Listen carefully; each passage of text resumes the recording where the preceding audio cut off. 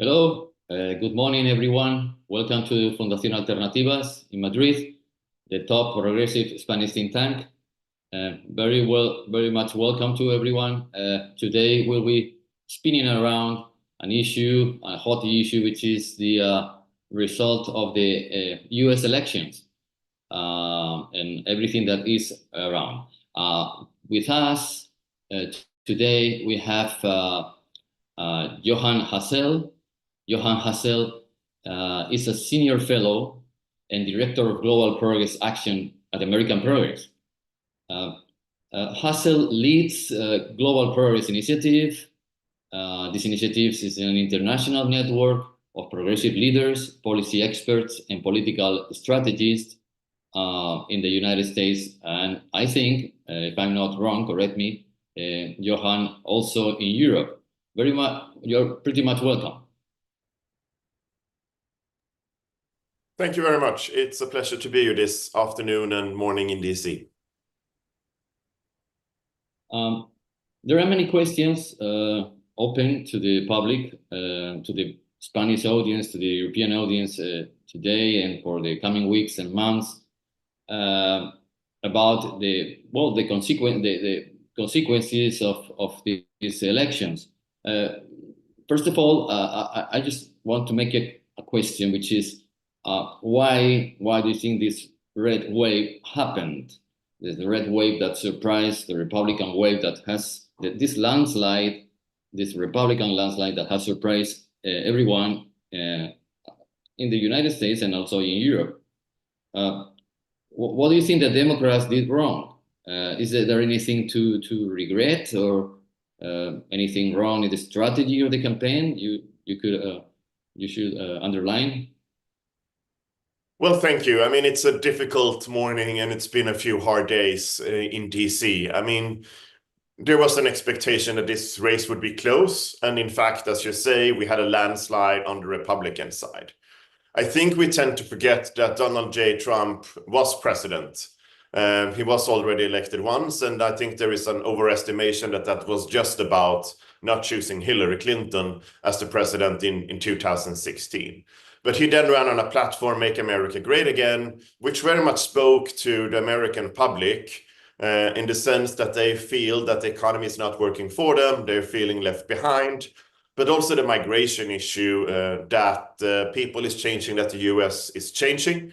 And unfortunately, for some people, this is something that they feel anxious about.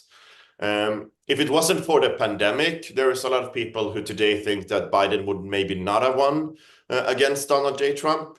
So if you're looking at it from a larger line, it's not that unexpected. The Democrats run on a ticket which highlighted abortion, women's rights, which Trump very actively, which his appointments to the Supreme Court has worked against. They won very tight on the question of democracy. And today there is a lot of commentators that is saying that Donald J. Trump is not a Democrat, even talking about authoritarian tendencies. We have seen how his former staffers, like the vice president, his former chief of staff, has gone outspoken against him. And we also saw that he didn't confirm that he lost the election in 2020. And we also saw what happened on January 6th when he basically had a mob going to the Capitolium. So there was an expectation on the Democratic side that this abortion, democracy would turn out to vote for Democrats, and that independents, realizing this and getting reminded about this, would also choose the Democratic ticket of Kamala Harris and Tim Walz. But and finally, Biden has been very successful when it comes to legislation. He passed the biggest climate bill ever. He invested a lot in infrastructure. He's driving a lot of investments, which annoys Europe, into reindustrialization and driving jobs in the US. But you still have 2/3 of the Americans saying that Biden has failed on economics, and a lot of people is suffering on the cost of living. So ultimately, I think this, again, just like 2016, was an election about economy, and that Trump's message of making America great again, whatever that really stands about, but let's talk about it a bit later, persuaded voters in a way that the Democrats didn't see coming. So do you think that the Democrats overestimate the appeal that the defense of democracy could have on the voters? I mean, because Unfortunately, yes. I think also that if you're looking at the way that the Democrats talked about democracy around here, I don't really think it was tied to the economical agenda. And we all know that economic growth depends on functioning rule of law, institutions, peace and security internationally. I mean, we have seen what happens when global change gets disrupted. So I don't think that they made that argument forceful enough. And then I think that a bit naively, and this is what polling also shows, is that American thinks that Trump says a lot of things, he's a bit crazy, but they don't take it really seriously, so that it will not really happen, so that they put a lot of trust in institutions, even though the people from the inside, even from the Republican who served with him, is saying, hey, you guys should be really worried. It seems that the American audience is not really listening to that. And I think that is a problem for the Democrats. How come when you have these many proofs of points that people actually doesn't really hear you? And then you're again coming back a bit to 2016, where it's clear that then the Democratic ticket, Hillary Clinton, lost partly because the Democratic Party was seen a bit as the establishment, the elite, and not really ordinary people, which obviously is something that is Trump's biggest strength, that he's seen as a common guy. Also, there is this supposedly turned to the right in the last part of the race by Kamala Harris, has been pretty much criticized by many, especially those in the left. Do you really think that in his speeches and the campaign in general, Kamala went too much to the right? For instance, in the issues like the fracking, which was very sensible for many, especially the young and the ecologists, etc. Immigration, with putting the focus on the border control, restrictions to asylum, etc. Other things like social aids for the young people, for the students. Do you think there was a kind of this? I think that's actually a bit of the wrong way of framing it. I think that, Kamala Harris is, first of all, I mean, Biden's vice president. And some of the decisions that you're recalling, like the decision on fracking, for example, the way that they tried to get a bipartisan bill on migration passed in order to control the border, is policies, I mean, that she was part of as the Biden administration. So if she would have run away from them, she would have been accused of flip-flopping on policy issues. Now she's a bit criticized for flip-flopping on, what was her positions when she ran in the Democratic primary back in 2019. So I think that, it becomes a question where it's obvious that the short amount of time that Kamala Harris had to shape her campaign, but also shape sort of like her policy stance, what do I, as the presidential nominee, stand for, was really tight. And that means that it's then difficult of sort of like making a turn from some of the Biden policies or sort of like setting the course of some of the stuff. So I think that's the first one. And I think everybody who knows sort of like Kamala Harris' background, coming from the liberal state of California, which is the state that has policies which most reminds about European Social Democrats, together with Elizabeth Warren and Bernie Sanders, in the US. So she is a progressive by heart in that way. She's also coming from a background of really coming from the middle class, working her way through, her mom working her through. So there is like no evidence looking from her biography that she would actually be a centrist or leaning to the right. It's actually the opposite. But secondly, and maybe more importantly, I think as we all realized that the race was close and we all wanted a Democratic ticket to win, it was also clear that independent voters, also a lot of women, didn't want to vote for a too leftish candidate. So she needed to put herself in the center to become electable. And that was also about having a Republican, which was worried about the Democratic argument, to be able to vote for her, as we could clearly see that there was a lot of people saying, no, I don't support Donald Trump because January 6th, because he is declining that he lost, he's refusing to say that he lost the former election. So she wanted to open it possible for them to vote for her, and ultimately this didn't happen. And of course, that is going to be part of the evaluation that Kamala Harris and a lot of people will ask themselves, did we do that wrong? But I don't think that it necessarily reflects that she made, from an ideological point of view, a right turn. I think it was more about political tactics. Mm-hmm. Okay, and more generally, this turn to the right, this shift to the right in the US and probably also in all the West and including Europe as well, in conceptual terms, more generally, there was much talk of these years, recent years, about this kind of progressive political cycle.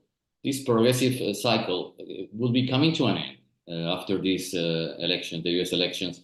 There was much talk also about the so-called globalism by the national populists and the far right, for not responding to people's real problems, like jobs and rising, growing inequality, security, illegal immigration, drugs, all that.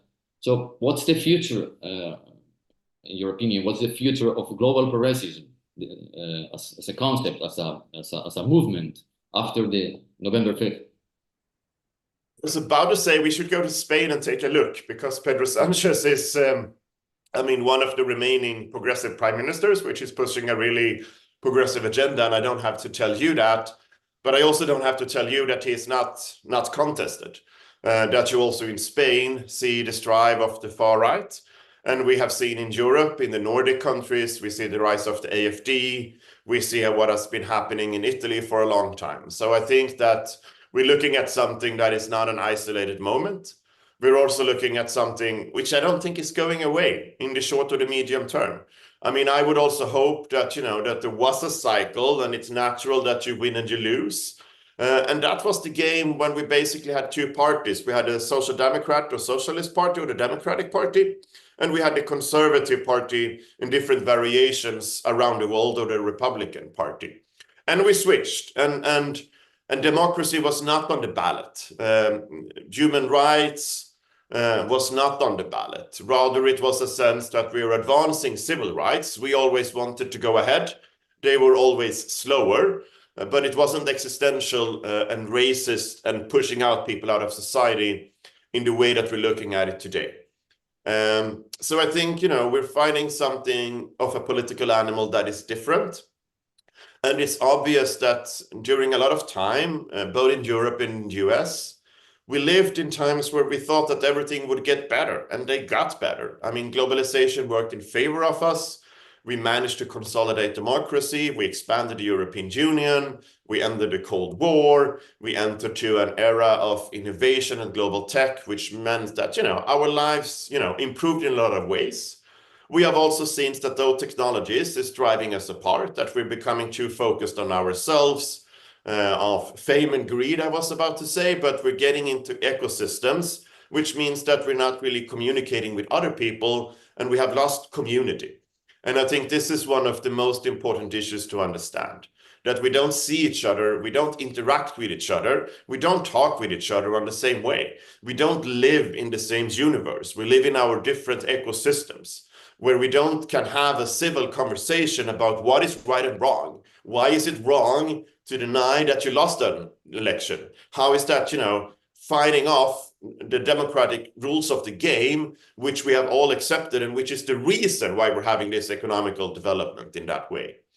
So I think that we need to find a way to bring people back to community. We need to have a more sensed discussion, and we're doing it in a very, very difficult media landscape.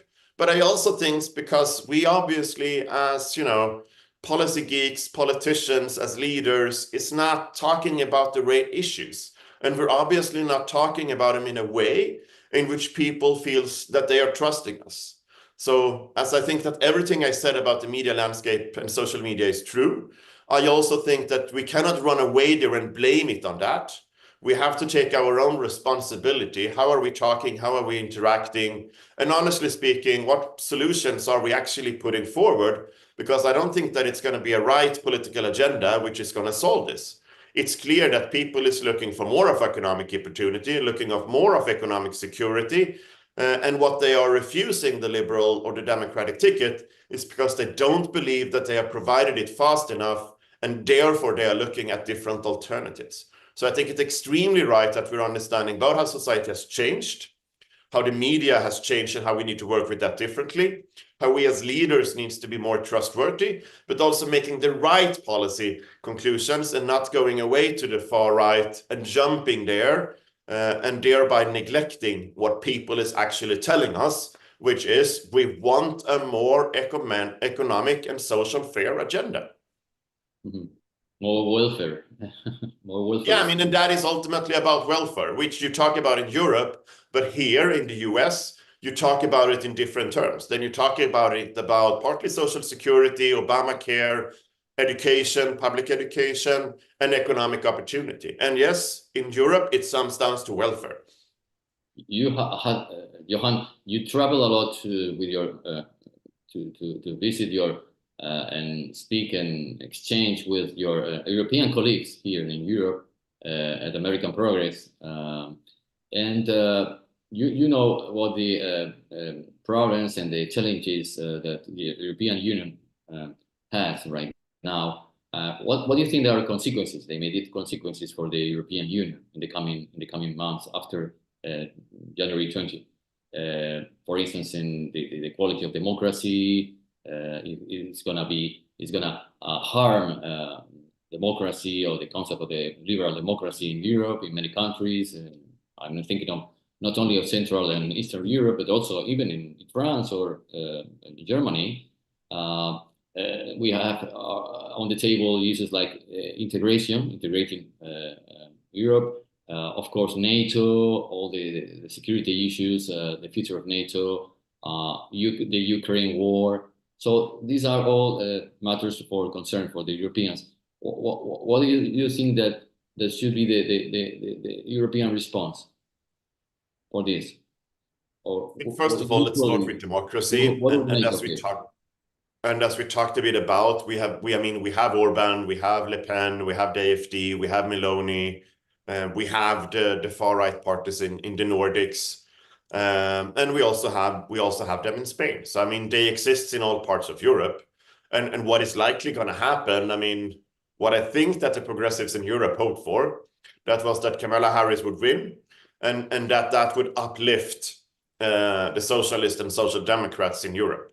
And frankly speaking, now the opposite is likely to happen. That Donald Trump will uplift the far right and the very conservative streams of Europe, and that they will see it, that he ran on an autocratic platform, and that means that there might be a voter appeal also for us to run on an even more autocratic platform. So do you think that Europe will be divided by Trump? It will have a divisive effect on the Europeans? I think that you're getting a legitimization that people who is close to the agenda of Donald Trump is going to feel bolstered, and citizens will look at them and look at them like, okay, they got something right. And if the US president is saying the same thing as they are saying, that can't be so wrong, you know? In Europe, we have a tendency for good and for bad to look to the United States. And then the president will have a very different tune than if Kamala Harris would have been president or what President Biden said. So I think that is first. I don't think that it's given. I mean, it can also have the counter effect. Hey, this is crazy. We cannot go in the past of the US. Now we need to live at this. Europe is obviously going to get stressed about this in economical security and democracy terms. So there is a possibility, you know, to make the audience make a different argument. So I don't think it's given in which direction Europe goes, but I think that the far right will definitely use this moment to delegitimize themselves. And I think that progressives need to make a better job than the Democrats did here in the US of making the argument, hey, this is what is at stake, and this is our agenda, which actually will provide you solutions. Because part of the reasons Trump got ousted from the White House the last time, why President Biden won. That is because he was not seen as dealing with the pandemic in a serious way, and people were starting to get hurt economically. And this we also saw in Europe, that where the far right is governing and they are not delivering, they are also getting criticized. And like in Poland, they lose elections. So it's not a given. And the main thing to remind ourselves of here is that it's again about the economy. And it's about providing an economical argument to common people, which makes sense, which means that they feel that in my everyday life, I'm going to get ahead because of this economical policy. So I think that is the first. Secondly, you're mentioning Ukraine, and we're talking about, security. And Trump has said that he will make peace by day one. How you make peace by day one without saying, hey, let's just quit it where things are at, I don't really know. So that is the likeliness that he will do. That he will say, hey, you guys have been fighting. Why don't we just call it a break and we draw the lines where they currently are? And this means that Putin will get away with ranching an illegal war against Ukraine, crushing and smashing the European security order. And frankly speaking, without the US continuing to provide the military assistance that it does today to the Ukraine, it doesn't matter that Europe gives more. The Ukrainians are dependent on getting that support from both the US and from the Europeans.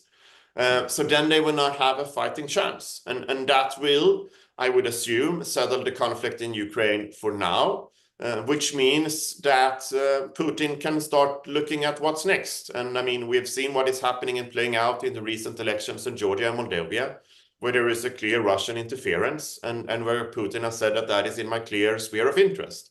So I think Georgia and Moldova is then up next. They are neither members of NATO, and Trump made clear that, it's over, that the US is going to be engaged in international conflicts. Okay, and then we don't know what comes after that. So I mean, that really puts security in Europe at a different spot, without even Trump leaving NATO or saying that he will not defend NATO, because none of these are NATO countries. But of course, it will create the uncertainty of, what is acceptable for Trump and not. And it will provide Putin with the idea that, maybe he's not that into, NATO, which I think is the case. And then Europe have to do some really hard thinking about how do we bolster our defense? How do we creep our deterrence capability and being trustworthy in that? Also towards our citizens, so we don't getting, unrest and anxiety within inside of our society. So I think this is the immediate issue at hand for Europe, which means that the new, commission that is coming in, the new Council of the President, the circle of prime ministers, have to ask themselves very different questions, and they will have to take decisions that bolsters European security and defense spending in a time where I believe that most of them, not at least the prime minister like Pedro Sanchez, would rather invest in an economical and social agenda, to increase inequality and economic opportunity in Spain. So that's going to be a difficult conversation in all parts of Europe.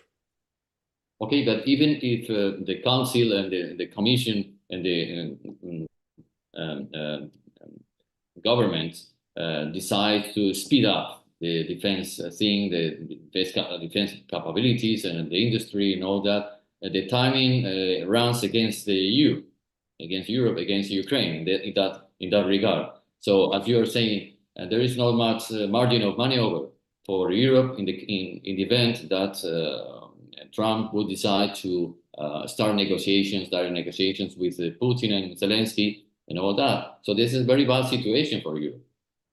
It is. And I mean, I think it's definitely true when it comes to Ukraine and also likely when it comes to Georgia. Moldova is a bit of a different case because of geography, but it's more on the midterm than the short term. And the main challenges that we're talking about regarding NATO, they are long term. So in that way, Europe has a bit of time.